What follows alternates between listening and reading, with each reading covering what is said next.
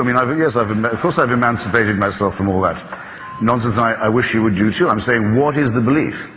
And when you say it's voluntary, it's up to you, it's entirely optional. I don't think it's any more optional than Abraham saying to his son, do you want to come for a long and gloomy walk? Because God seems to be telling me to do something that had better be moral. Otherwise, it would have to be said that God had taken a perfectly normal person and asked him to commit an atrocity. Now, where else could that have come from?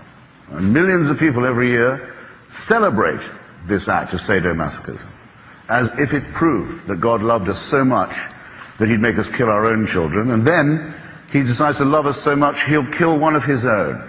You said, in a debate with Richard Dawkins, I have it down, you said the great thing about God is he knows what it's like to lose a son.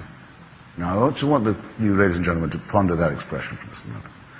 First, it's self-evidently, if the story is true, which I don't think it is, it's self-evidently not the case, even in the narrative. He doesn't lose a son. He lends one.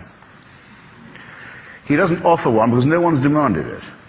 There's no problem that has so far been identified in the human species that demands a human sacrifice. For what problem, for what ill is this a cure? There's no argument, there's no evidence. No, it's imposed upon you. I'm doing this because the prophets said I would. And I'm going to have the boy tortured to death in public to fulfill ancient screeds of Bronze Age Judaism. But wait, I don't want it. I don't need it. I don't feel better for it. I feel very uneasy about it. Well, that's a pity, because then you're going to be cast into eternal fire. This is no way to talk. I don't like to be addressed in that tone of voice. So I have to all this I have to return a slight non-serviam, if I may be so bold, and take my chances morally. That's the more ethical thing to do.